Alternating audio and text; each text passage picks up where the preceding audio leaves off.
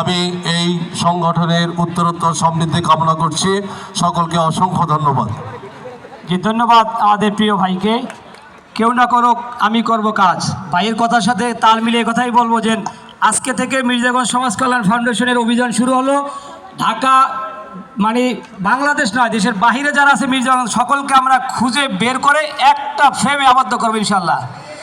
এ পর্যায়ে আমাদের মাঝে আমাদের যিনি শুরু থেকে পরামর্শ দিয়ে আসছেন এবং এই প্রোগ্রামটাকে নিয়ে যিনি অনেক বেশি পেরেশানিতে ছিলেন, আমাদের সিও, আমাদের শ্রদ্ধাভাজন এবং মানবিক পুলিশ নামে যাকে আমরা চিনি, আমাদের ডিআইজি রুহুল আমিন সিফার ভাই।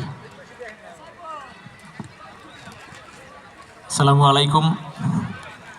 উপস্থিত সুধীবৃন্দ, সবার আজকে এই বিকেলের শুভেচ্ছা সবার জন্য।